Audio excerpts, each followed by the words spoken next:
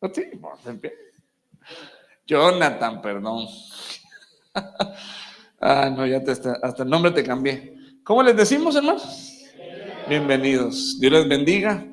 Pueden tomar su lugar. Le damos un aplauso al Señor por la vida de sus hijos. Amén. Ya andamos poniendo nombres nuevos. Qué bueno verlos. Amén. En esta fría noche. Pero bueno, qué bueno que tomaron la decisión de estar acá. Y estamos cerrando el año. Amén. Este año que se fue muy rápido. Y creo que es una buena elección poder estar acá para decirle, Señor, gracias. Gracias porque este año, como siempre, estuviste conmigo y quiero que este año que viene recibir lo nuevo que tiene Dios para mi vida. Amén. Y yo sé, hay muchos hermanos que hoy no están acá, están con sus familias, en sus lugares de origen, de vacaciones, y pues se entiende, ¿verdad?, que no estén. Les mandamos un saludo, espero que lo estén pasando muy bien y que pronto podamos tenerlos de regreso acá con nosotros. Amén. Miren, permítame un segundo, que esta cosa se me queda, ahí está, listo. Marcos capítulo 4, versículo 22. Hemos estado hablando cómo Dios trabaja en nuestras vidas, y Dios tiene lugares en donde forma cosas, y definitivamente la familia es un lugar de formación. Entonces, nuestra casa debe tener ciertas características si queremos que sea una casa de habitación nada más o un lugar de formación. Porque nuestra casa, donde vivimos, donde estamos con nuestro cónyuge, nuestros hijos, podría ser únicamente un domicilio y convivir, ¿no? Pero yo creo que nuestra casa, Dios tiene un propósito. Por algo Dios permitió que encontraras a esa persona y empezaran a formar ese proyecto. Y por algo Dios te dio tus hijos. Entonces, la pregunta es, ¿qué vamos a entregarle a Dios de regreso? ¿Por qué no leemos Marcos capítulo 4, versículo 22? Dice, porque no hay nada oculto, sino es para que sean manifestados. Ni nada ha estado en secreto, sino para que salga a luz. ¿Me ayuda a orar? Amén. Padre, te damos muchas gracias por tu presencia en este lugar.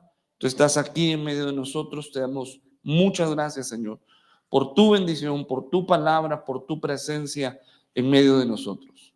Hoy venimos a suplicarte y a pedirte que nos hables, Señor, de una manera personal, Señor. Que cada uno de nosotros, Señor, reciba de ti, Señor, esa palabra necesaria, esa palabra para nuestra familia, para nuestra casa, Señor.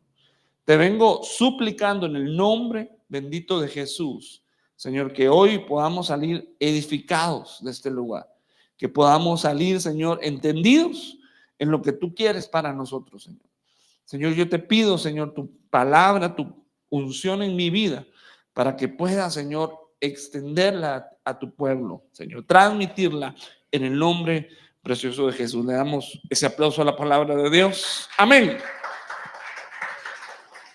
Empezamos a hablar de esto el domingo. Empezamos a ver, si usted vino el domingo, empezamos a ver algunos puntos sobre la recompensa que Dios tiene para nosotros. Amén. Y la recompensa es un premio por nuestras obras. Amén. Durante mucho tiempo los cristianos debatieron si la salvación era por obras, ¿sí? Incluso se hizo como una división de doctrinas ahí, porque algunos decían que era por fe nada más, bastaba con creer, y otros decían, no, es que hay que hacer también, porque hay un pasaje que dice que la fe sin obras es muerta. Es decir, que la fe sin hacer algo como que no sirviera de nada. Entonces, muchos creyentes se fueron a un evangelio por obras y se crearon, hermanos, religiones e instituciones que decían que para que tú fueras salvo y pudieras tener acceso al cielo, tenías que hacer ciertas cosas. No sé si a ti te enseñaron así. Es más,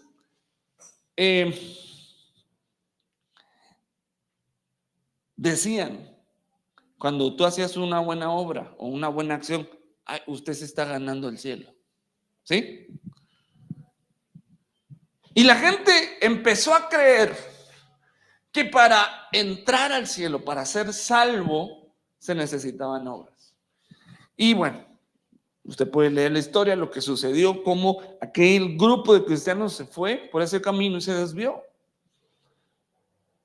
Y un tiempo después, o casi siempre, hubieron reformadores que decían que era por la fe, por la gracia, que no había que hacer nada más que creer en Cristo Jesús. Amén, como creemos nosotros. ¿Cuántos creen que el ladrón de la cruz fue salvo? Ok, ¿y qué obras hizo? Entonces, ¿dónde queda el evangelio o la salvación por obras? Mucha gente no le da tiempo de hacer obras en esta vida y se van. Pero si creyeron en Cristo Jesús, lo reconocieron como su Señor y Salvador, son salvos. Amén. Si no, ¿cuánta gente hay en los hospitales que tal vez ya es la última oportunidad que Dios les está dando de oír su palabra y de aceptar al Rey de Reyes? ¿Y usted cree que le vamos a tener que decir, usted tiene que levantarse de aquí, ir a hacer buenas obras para entrar? Oh, mire pues, o un niño pequeñito. ¿Qué obras puede hacer un niño pequeño? Y se va a perder. En el caso, pues, que ya a su corta edad Dios lo recoja, ¿será que se va a perder ese niño? No, no se va a perder, porque la salvación es por obras. Perdón, es por fe. Diga conmigo, es por fe. Ok, entonces las obras, ¿para qué son? Porque hay que hacer obras, eso es evidente, hermano. ¿Para qué son las obras? Las obras son para galardones que Dios da, premios, recompensas. Y hemos estado aprendiendo, hermano, que el reino lo vamos a disfrutar o lo vamos a experimentar en 3 fases. Y la primera fase es ver el reino. No te he dicho, o mejor dicho, de cierto te digo, que el que no nace de nuevo no puede ver el reino. Esa es la primera experiencia que tenemos con el reino. Pero luego, más adelante, dice Juan capítulo 3, el que no nace del agua y del espíritu no puede entrar al reino. Esa es otra experiencia. Entonces, primero se ve el reino y luego hay que entrar al reino. Y hemos visto que para entrar al reino hay diversos requisitos. Pero el último paso, dice la Biblia, que ni los borrachos, ni los adúlteros, ni los afeminados, ni los mentirosos, dice que no heredarán el reino. Entonces el reino se ve, se entra y se hereda. ¿Tú qué quieres? ¿Quieres verlo? ¿Quieres entrar o quieres heredar? ¿Qué te parece mejor a ti? Y a mí yo lo que quiero es heredar el reino. Pero para heredar el reino, hermano, yo tengo que hacer ciertas cosas en esta vida para hacerme, pues sí, para recibir esa recompensa de Dios. ¿Cuáles obras? Entonces hay muchos tipos de obras. Y hay obras que todos ven. Y hay obras que solo Dios ve. Son obras secretas. A ver, díganme una obra secreta. Ya, hermano, ya hemos estado estudiando esto. Una obra secreta. Miren, una obra que solo Dios debería ver, pues, que los hermanos no deberían verla. Una buena obra, por supuesto. ¿Ah?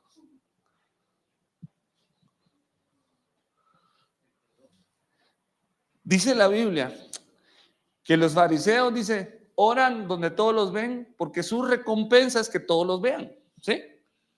Pero tú, dice, como no eres así, métete en tu recámara y tu Padre que está en lo secreto te va a oír y te va a recompensar en público. Entonces, ¿qué hay que hacer en secreto? Dice, y cierra la puerta. Dice. Es decir, que nadie te vea. Es una obra secreta que tiene una manifestación en público. Ahí no es hora de hacer un live stream, ¿verdad? Hermanos, estoy en vivo aquí orando en mi cuarto.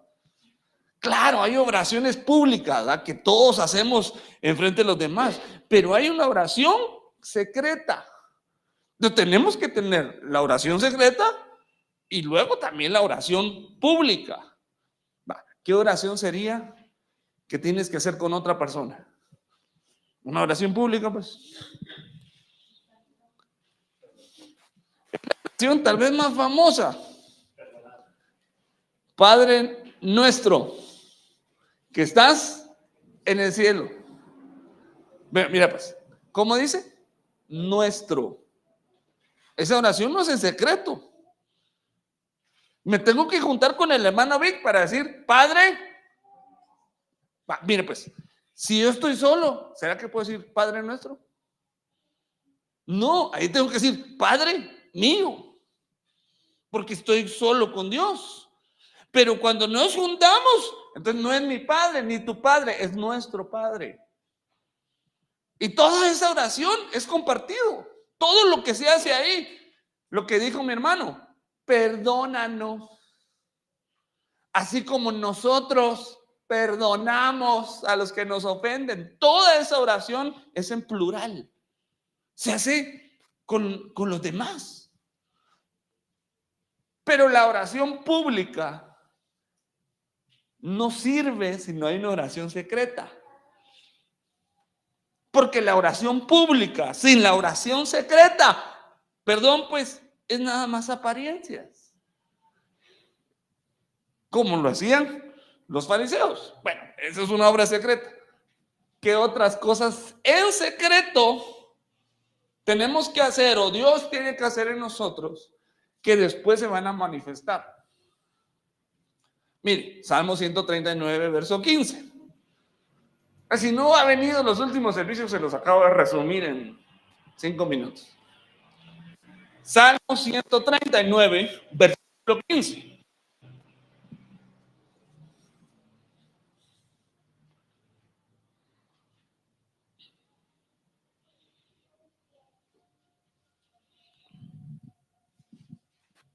Amén. Dice, no estaba oculto cuando en secreto fui formado y entretejido en las profundidades de la tierra. Entonces, ahí hay otra obra secreta. ¿Cuál es? ¿Qué sucedió cuando estaba en secreto? Fui formado. Entonces a este mensaje le pusimos formación en lo secreto. Formación donde nadie nos ve. Hay cosas que hacemos en secreto que después Dios las va a hacer que las podamos desarrollar enfrente de todos. Pero primero es el secreto. El fundamento es el secreto. Lo que se hace en secreto es más importante de lo que se hace en público. Mire, para casi todo en la vida, pero principalmente en las cosas de Dios. Si solo buscamos hacerlo en demás, lo que nuestro corazón quiere es tal vez el reconocimiento de los demás, el aplauso de los demás. Que digan, el hermano santo es un ángel del cielo.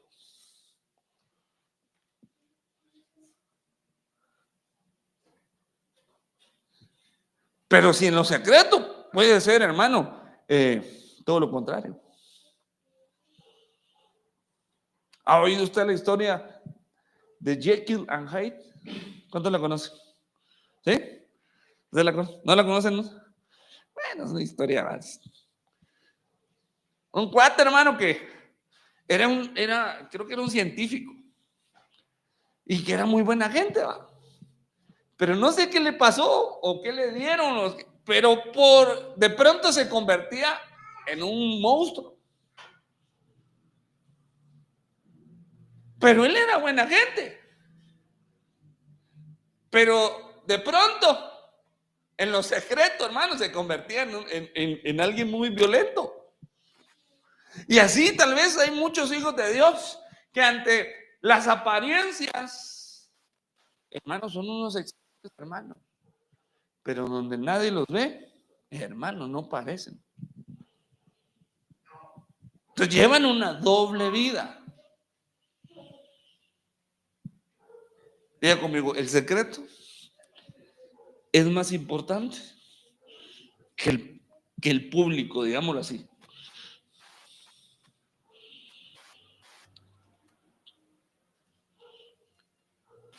Usted ve que mi hermano toca el teclado, la pandereta, la guitarra, la batería.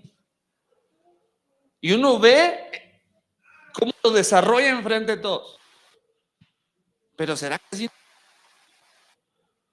No, en secreto, cuando nadie lo ve, él tuvo que trabajar, tuvo que prepararse, tuvo que formarse. Para que después, en el momento correcto, pudiera ser enfrente de los demás.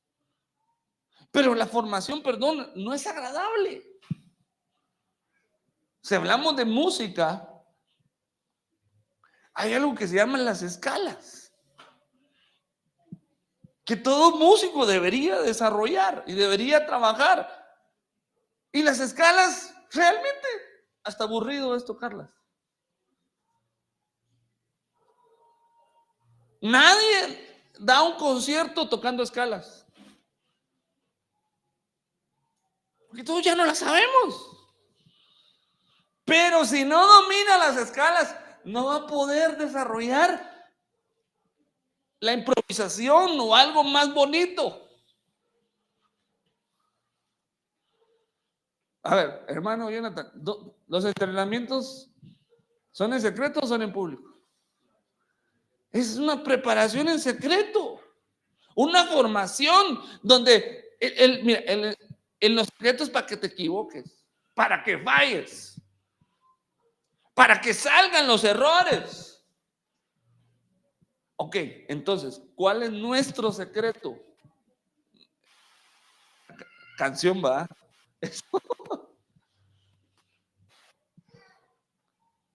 Digamos, aquí estamos en público. ¿Cuál es tu secreto entonces, hermano? ¿Tu vida secreta en dónde la vives? Con tu esposa y con tus hijos. El lugar secreto de todos nosotros es nuestra familia. Mire, hermano, uno podrá aparentar frente a los hermanos, frente a tus parientes, frente a tus vecinos, pero no puede aparentar con los que viven con uno. ¿Por qué? Ellos nos conocen bien. Tu esposa, tus hijos, tu esposo conocen tus virtudes y tus defectos mejor que nadie. Yo creo que mejor que uno. Y es dentro de ese lugar secreto donde tenemos que ser formados todos. Porque a mí nadie me enseñó a ser papá. Y a mi esposa tampoco. Tampoco nadie me enseñó a ser esposo. Bueno, sí, traía una escuela, pues, pero ya cuando nos metimos al negocio, el matrimonio, nos dimos cuenta que no sabíamos muchitas cosas. Hasta que estás ahí. Entonces nosotros tenemos que considerar nuestra casa, nuestra familia, donde vivimos, un lugar de formación. ¿Qué se está formando en nuestra casa? Porque muchos de su casa salieron, pero deformes. No salieron con la formación correcta. Entonces nosotros, como padres,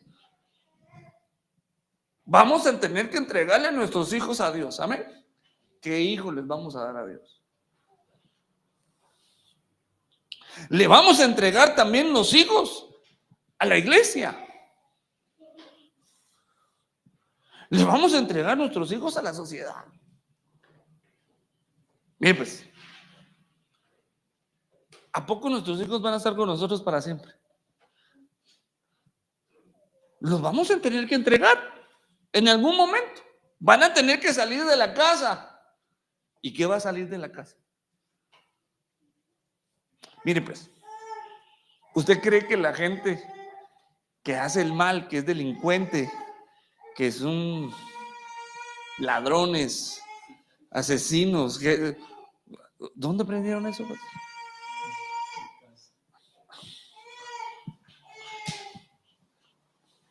Es que la escuela también es una escuela, perdón, la calle también es una escuela. Entonces, ellos salieron de su casa a la calle, pero no estaban bien formados. No tenían los valores correctos. Entonces la calle los agarró y salieron delincuentes. Pero tal vez tú y yo, tal vez teníamos amigos malos, o tal vez nos ofrecían cosas malas, pero tú dijiste, yo no, porque a mí me dieron una formación.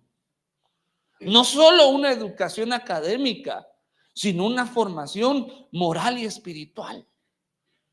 Porque la formación académica, metemos a los niños a una escuela y ya. Miren, muchos de nosotros decimos, ya, con eso le dicen, no. Ellos le van a enseñar cosas que le van a servir tal vez en su formación intelectual, si quiere, va. Pero la formación, hermano, de su carácter, se hace en casa. ¿Cuántos conocen personas muy inteligentes? O tal vez muy profesionales, muy capaces en lo que tienen que hacer, pero su carácter es pésimo? No están bien formados. Podrán ser muy aptos en lo que hacen, en su labor, pero en su alma, en su persona, perdón, hermano, son terribles. Y por eso cuando uno viene a la iglesia y viene a la casa de Dios, uno encuentra hijos de Dios que todavía no están bien formados. Son hijos de Dios ya, amén.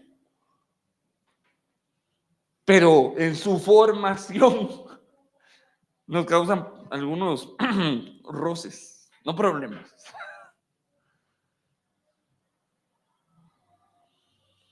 Porque el carácter es algo, hermano, que no se forma precisamente con los años. Hay personas que acumulan años o acumulamos años, pero que nunca crecen en su manera de pensar. que nunca crecen, hermano, nunca maduran. Entonces tenemos que ir a nuestra casa, a nuestra familia, a ver qué se está formando ahí. Entonces, el Salmo 119 dice que fui formado y entretejido en las profundidades, ¿de dónde? De la tierra.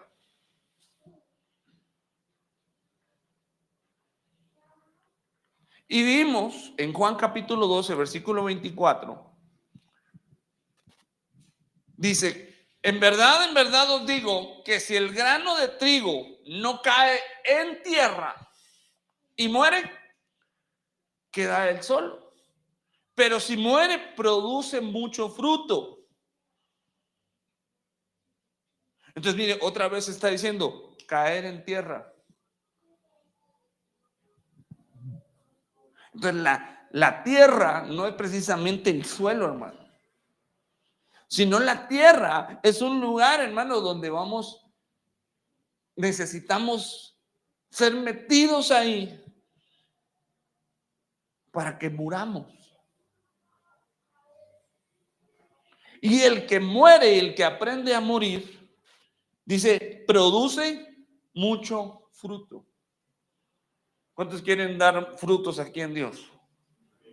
Para dar fruto es necesario morir. Pero morir no es fácil.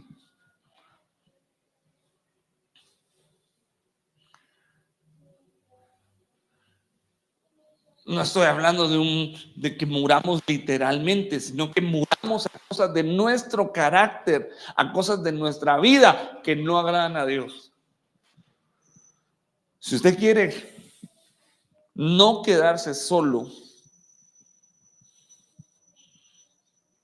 tenemos que aprender a morir. Porque el que no muere se queda, ¿cómo? Solo. ¿Por qué algunos se quedan solos?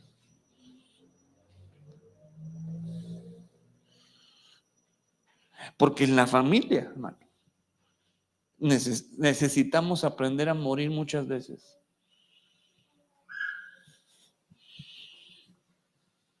Cuando uno se casa y emprende esta aventura llamada matrimonio o familia, se da cuenta que hay cosas de nuestro amado cónyuge que no nos agradan, de su carácter,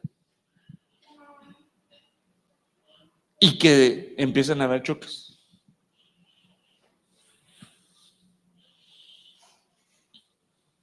¿A ustedes no les pasó? ¿Cuántos casados hay acá? ¿A ustedes no les pasó eso?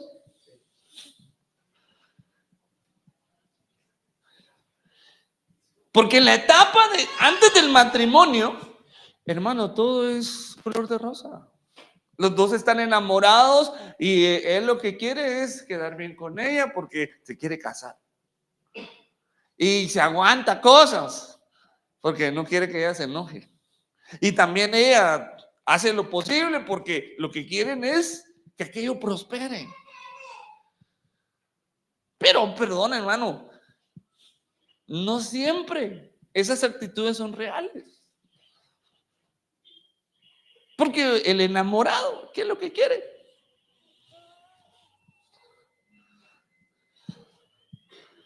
Pero ya casados es distinto.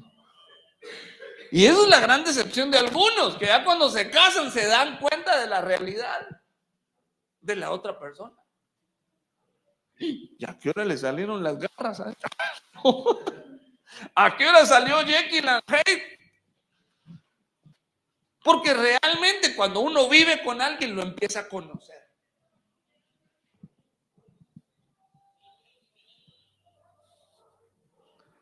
Entonces ahí es necesario morir a ciertas características que uno tiene para ser feliz. Ahí se da cuenta que el señor es bien desordenado y la señora es bien ordenada. ¿Qué va a pasar ahí? El hombre deja todas las cosas tiradas, la toalla en la cama, la ropa tirada por aquí. Hermano, un desastre. Como no vivían juntos, no sabían eso.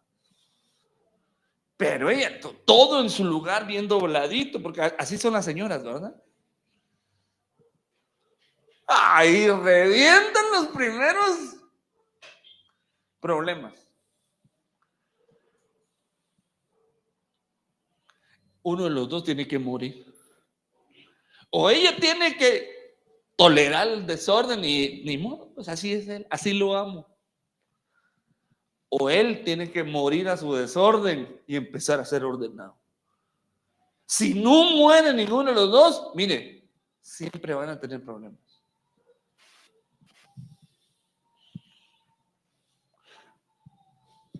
¿Qué más uno aprende? Mira, ¿qué más uno descubre cuando ya está casado?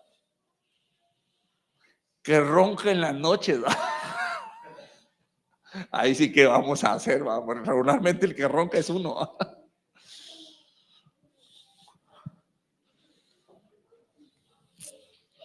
Ustedes nada más aprendan.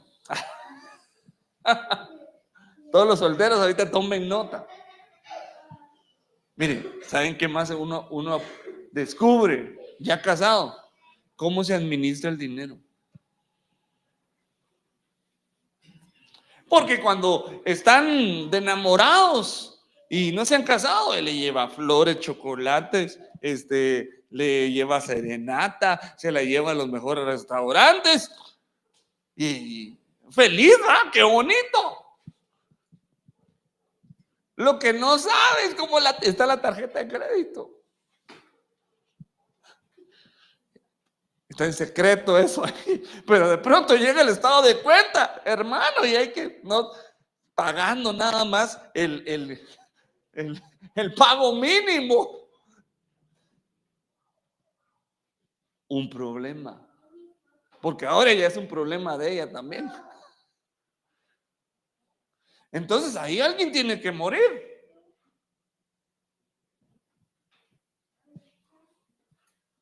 Morir, cuando me refiero a morir, es dejar de ser algo, no de hacer, sino de ser algo.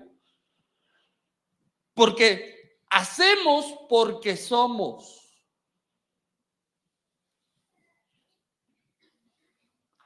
Ser es más importante que hacer. Si yo hago sin ser, no voy a poderlo hacer toda la vida. Porque nada más estoy forzándome. Pero el que es, naturalmente le salen las cosas. Mire, ¿usted cree que a un limón le cuesta dar limones? No, porque es limón. Pero el que no es limón dice que no se le pueden pedir peras ¿a qué? Al olmo. ¿Por qué? Porque no es peral, ¿va? Entonces, alguien que es algo, como consecuencia, va a dar frutos de lo que es. Entonces, para dejar de ser, hay que morir.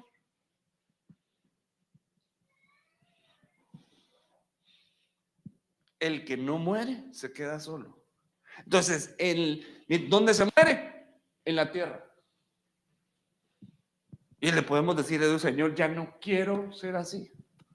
Reconozco esta condición, reconozco este defecto que le está afectando a mi familia, le está afectando a mi esposo, a mi esposa, a mis hijos. Señor, yo vengo delante de ti, quiero que mates ese carácter que tengo, porque quiero dar mucho fruto. Amén. Bueno, entonces, Génesis 37:7. He aquí, estábamos atando manojos en medio del campo. Estoy leyendo Génesis 37:7. Y he aquí que mi manojo se levantaba y estaba derecho, y vuestros manojos estaban alrededor y se inclinaban al mío. Le respondieron sus hermanos: ¿has de reinar tú sobre nosotros? ¿O te has de enseñorear sobre nosotros? Y le aborrecieron aún más a causa de sus sueños y de sus palabras. Está hablando de los sueños de José.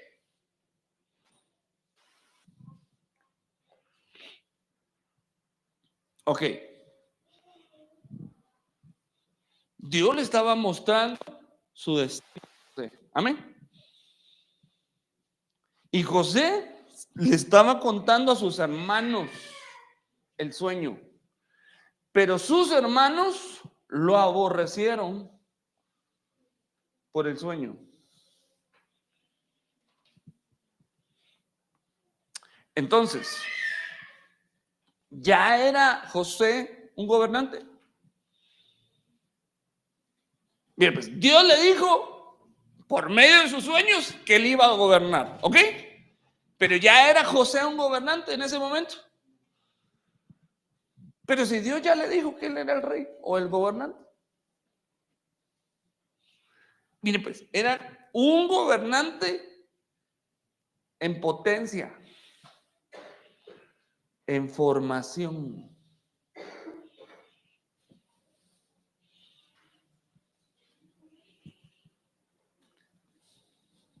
Ya Dios lo había señalado, ya Dios le había dado un propósito, ya tenía un llamamiento de parte de Dios, pero necesitaba ser formado para alcanzar esa posición. Si Dios lo dijo, perdón, pues ya lo es. Miren, nosotros creemos que los llamamientos ministeriales se dan antes de nacer.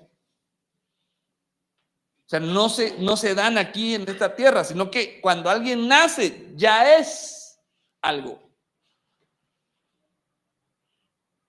¿Por qué lo digo? Porque la Biblia lo dice. Jeremías, Dios le da un llamamiento siendo un muchacho, siendo un joven.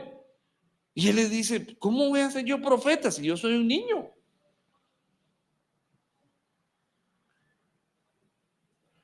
Leamos los Jeremías. Jeremías capítulo 1, perdón.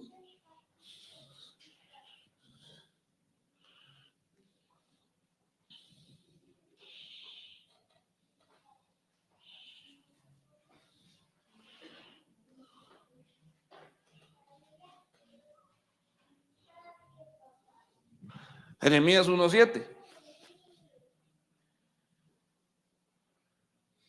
1:4. Jeremías 1:4. Dice, vino pues palabra de Jehová a mí, diciendo, antes que te formase en el vientre te conocí. Y antes que nacieses te santifiqué y te di por profeta a las naciones. ¿Cuándo le dieron su llamamiento? Antes de nacer. Entonces, cuando nació Jeremías, ya era profeta.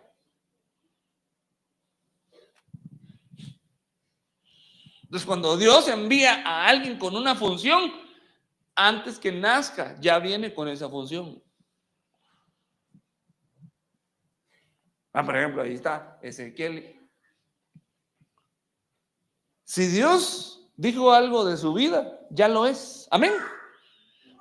Pero no significa que ahorita lo va a desarrollar, sino que ya está la semilla en él, ya está el llamado en él, y lo que ahora hay que hacer es formarlo por lo que ya es.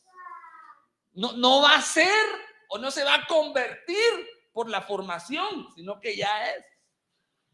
Entonces lo mismo le pasó a José. José venía con un llamamiento de Dios para reinar, para gobernar. Y cuando le dieron esa revelación, no significaba que el día de mañana ya lo iba a desarrollar, sino que iba a empezar un tiempo de formación para él. Entonces, cuando Dios te diga algo, cuando Dios te diga, yo te santifiqué para esto, este es tu propósito, entonces lo que significa es yo tengo que empezar a trabajar en mi formación. Dios te va a formar, no te preocupes. Si Dios te llamó, Dios te va a formar. ¿Cómo fue formado José? ¿A dónde lo metieron? Mire, lo primero fue rechazado por sus hermanos.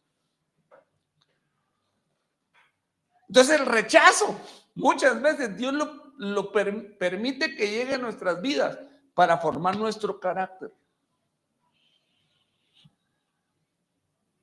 Todos queremos ser aceptados. Pero muchas veces Dios va a probar nuestro carácter con el rechazo de los demás.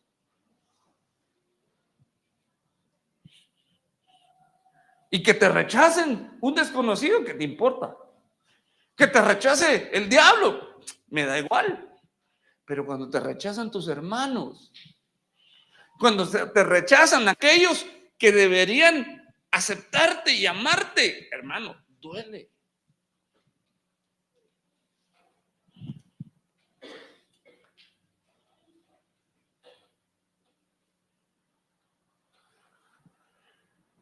A Jesús lo recibían sus hermanos como profeta.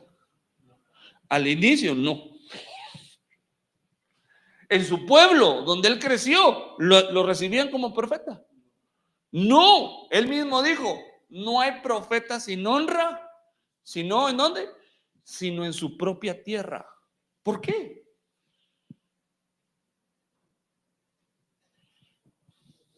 Porque te conocen, saben cómo eres, sabes quién es tu familia. Entonces, en la misma familia, cuando algo se empiece a dar, la misma familia a veces, tú eres siervo de Dios y yo te conozco, yo te levantaba cuando andabas borracho, tú eres siervo de Dios, ¿cómo va a ser lo posible? Pero hermano, si Dios dijo que eres siervo de Dios, eres siervo de Dios, amén. Aunque te conozca tu familia, tu pasado, o quizá tus hermanos, hermano, quizá envidia te tiene. Pero muchas veces nos desanimamos porque la gente que amamos no cree en nosotros. Hermano, si no creen a ti, si no creen en ti, que no te importe. Si Dios lo dijo, Dios lo va a hacer, hermano. Tú cree en la palabra de Dios. No creas en las porras que te echen. Cree en lo que Dios te ha dicho. Y José, mire pues, ¿qué pensaba José de sus sueños cuando estaba en el hoyo? Cuando escuchaba que lo querían matar. Hermano, el rechazo es duro. Pero si aprendemos, hermano, si aprendemos a ser rechazados, vamos a tener éxito. ¿Cuántos aquí quieren evangelizar a otros? Solo el hermano Marvin y la hermana Marisol. ¿Y la gente acepta el mensaje del evangelio o lo rechaza? No, hermano, la gente no quiere oír de Dios. Entonces, el evangelista le tiene que predicar a alguien que no quiere oír. El pastor, bendito sea Dios, la gente se reúne y lo escucha. El evangelista no. El evangelista le pregunta, le predica al que no quiere oír. El evangelista se enfrenta con el rechazo de los demás. Entonces, si no sabe manejar el rechazo, perdón, se va a desanimar. Mire, pues se lo voy a poner de otra manera. ¿Cuántos aquí hemos vendido cosas? Solo yo he sido vendedor.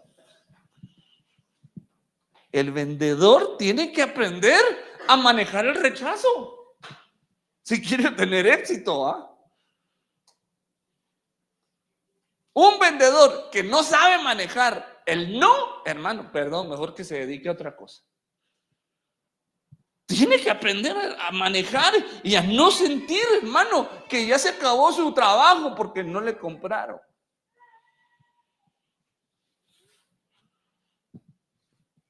¿Cómo actuamos cuando somos rechazados? Hermano, perdón. Si no hemos aprendido eso, todavía no podemos tener una posición de autoridad. Ok, ¿qué otro lugar de formación tuvo José? Fíjese que lo metieron a la cárcel injustamente. Entonces, ¿en qué tuvo que ser formado ahí? ¿Cómo?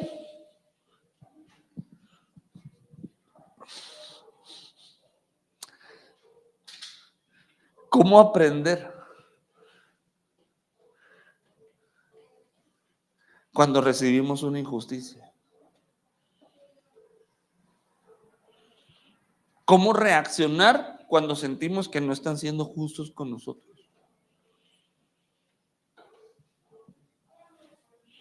José hizo el bien, huyó, no se metió con la señora y vino una injusticia.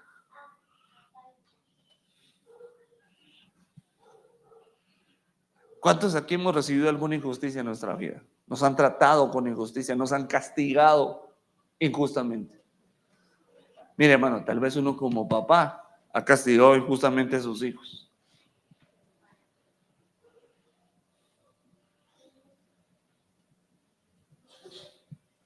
Y José aprendió una lección para que cuando él tuviera la autoridad, él no cometiera injusticias. ¿Cómo aprendemos a ser justos? Cuando hemos recibido injusticias. Yo le aseguro, José no metió a la cárcel a nadie injustamente. Bueno, eso lo vimos el domingo. Si usted ve la vida de José, no le doy los pasajes por causa del tiempo, pero si ve Génesis 37:13, José fue ayudante de su papá. Su papá lo mandaba a supervisar a sus hermanos. En Génesis 39:4, usted ve que José fue ayudante del Potifar. En Génesis 39:22, usted ve que José fue ayudante del jefe de la cárcel. Y en Génesis 41:40, usted ve a José como ayudante del faraón. O sea, mire, pues siempre José tuvo a alguien a quien rendirle cuentas. Primero le rindió cuentas a su papá, luego a Potifar, luego al jefe de la cárcel y después al faraón.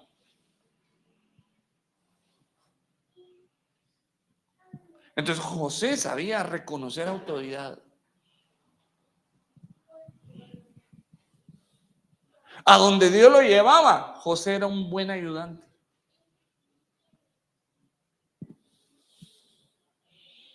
Entonces, el hecho de que uno ayude a alguien es una formación para nosotros. ¿Cómo aprende uno ayudando a otro?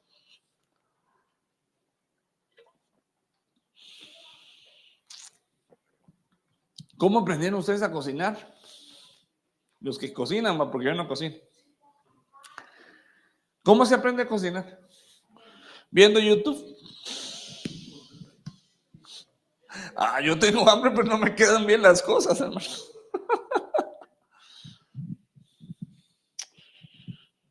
La mejor forma de aprender es ayudar a otro. Alguien que ya tiene experiencia, entonces yo me le pego y digo, quiero ver cómo lo hace. Y solo con ver se aprende. Bueno, también hay que hacer, pues, pero viendo se aprende. José primero tuvo a su papá y aprendió de su padre. Luego en la cárcel, mire, hermano, aunque estés en un mal lugar, aunque tengas un jefe mala gente, hasta de eso se aprende, fin. ¿Qué podemos aprender de un jefe malo? A no ser así, justamente. Es decir, me está enseñando lo que no tengo que hacer. porque yo quiero ser diferente a Él. Por eso hay veces que Dios pone en nuestro camino gente que nos trata mal. No aprendamos de sus errores, ¿no? Mire, hermano, qué escuela, de todo se puede aprender. Porque Dios tiene algo grande para nosotros.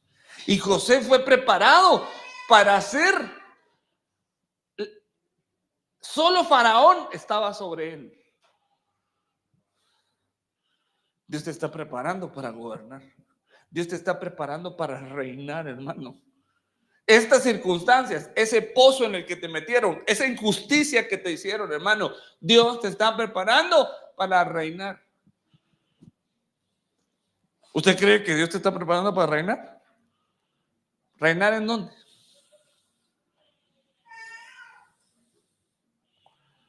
Hermano, yo no sé si usted me cree que vamos a reinar. Bueno, leamos la Biblia pues mejor. Segunda Timoteo 2:12. Mi hermano Vic, si puedes ir pasando por favor para ayudarme a orar.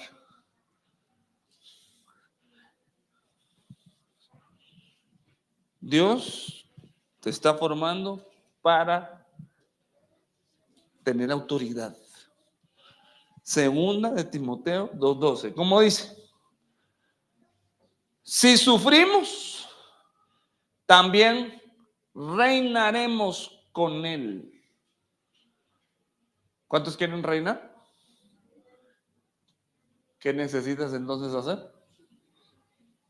El sufrimiento es una escuela de los gobernantes.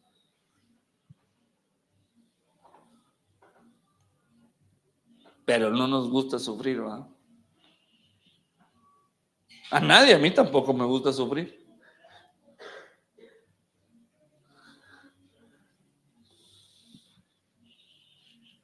El sufrir es algo que nos cuesta, pues. Cuando estamos pasando una prueba, es un tiempo de sufrimiento. Pero eso nos está preparando para tener autoridad. Si sufrimos, también reinaremos con Él. ¿Cuándo vamos a reinar con Él? Si le negamos, también Él nos negará. Apocalipsis 5:10. Otro pasaje que nos dice para lo que Dios nos está preparando. Apocalipsis 5:10. Y nos has hecho para nuestro Dios reyes y sacerdotes, y reinaremos sobre la tierra. La pregunta es ¿cuándo?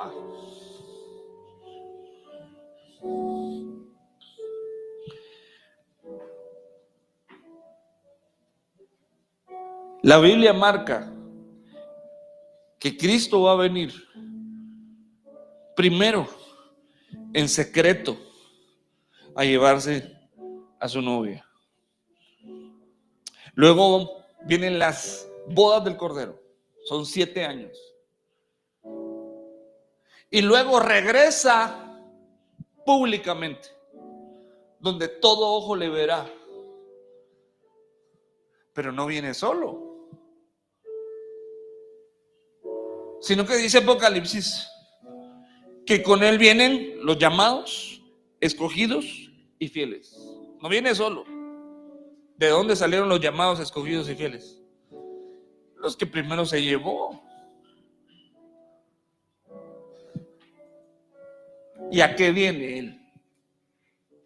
Ya no viene como león a sufrir, sino que viene como león para reinar, para imponer su reino.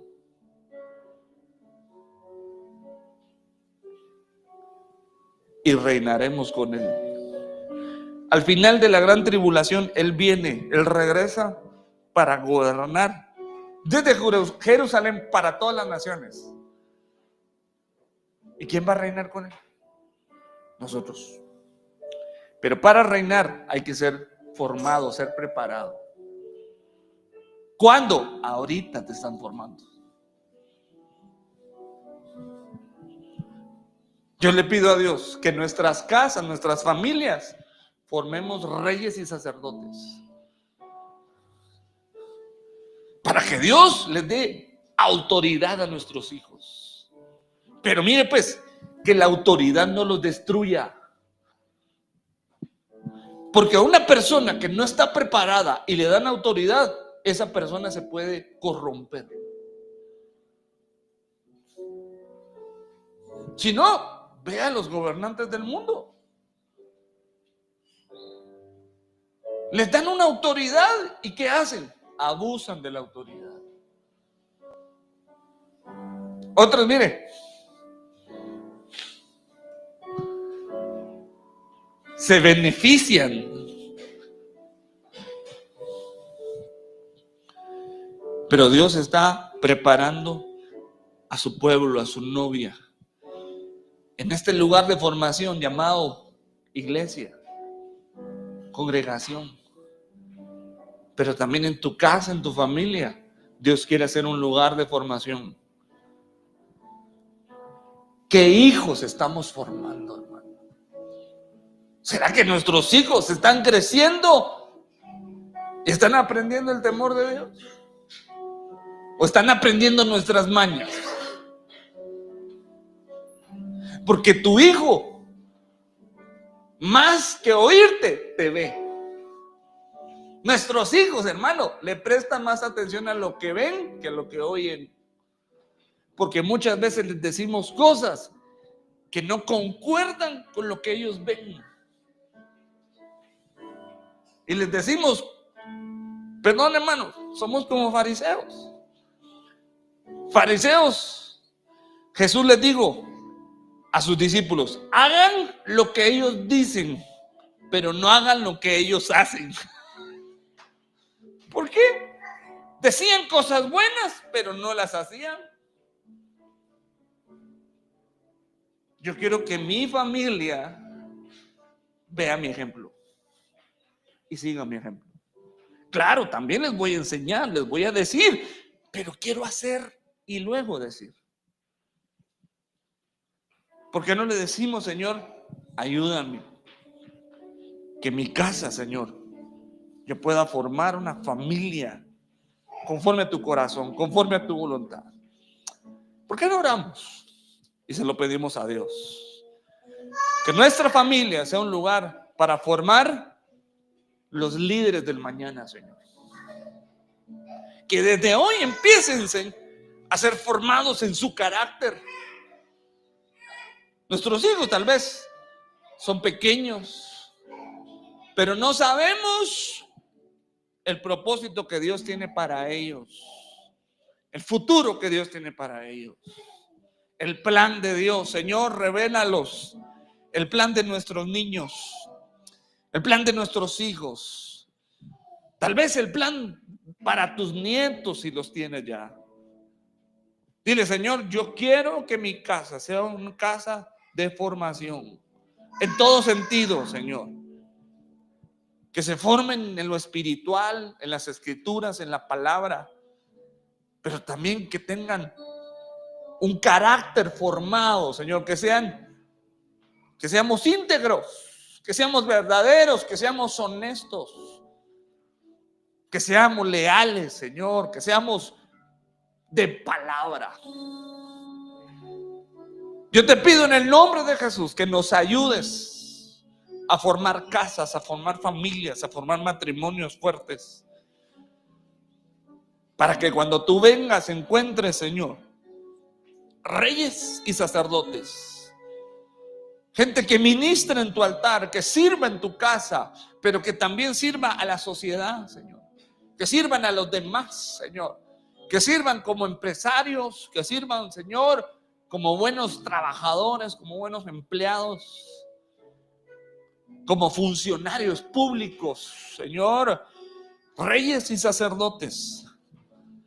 Yo te pido en el nombre de Jesús, danos la sabiduría para poder, Señor, dar el ejemplo y no decir y no hacer, sino que hacer y decir. Y estas cosas empezó Jesús a hacer y a enseñar. Te pedimos en el nombre de Jesús, Señor, danos la gracia para trasladar una enseñanza. Te pedimos, Señor, que levantes de nosotros, Señor, un pueblo formado, un pueblo con carácter, Señor. Un pueblo, Señor, que sea honesto y sincero delante de ti, Señor amado. Sin doblez de corazón, Señor. Te pido que nuestras casas, Señor, sean lugares de paz. Lugares, Señor, en donde toda contienda, toda pelea, la podamos, Señor, discutir con amor, en paz. Te pido en el nombre de Jesús, ayúdanos a tener matrimonios firmes, estables, llenos, Señor, de tu presencia, Señor, donde no hayan golpes, en donde no hayan maledicencias, malas palabras, insultos, Señor, sino que tengamos casas, Señor, donde la paz de Dios reine. En el nombre bendito de Jesús te lo pedimos, Señor amado. Forma familias conforme tu corazón, conforme tu voluntad, Señor. Te lo ruego en el nombre de Cristo Jesús. Te lo rogamos, Señor, en el nombre bendito de Jesús. Te pedimos que hoy tu palabra quede grabada en nuestros corazones, en nuestras mentes, y que podamos, Señor, regresar a casa en paz, en bendición. Que podamos, Señor, llevar esta palabra y practicarla para después compartirla con otros. Bendice a tu pueblo aquí presente y a mis hermanos que a la distancia, Señor, están conectados. Bendícelos en donde quiera que estén, Señor. Guárdalos y llévanos con paz, con bendición. En el nombre de Jesús le damos un aplauso al Señor y nos despedimos. Amén, amén y amén.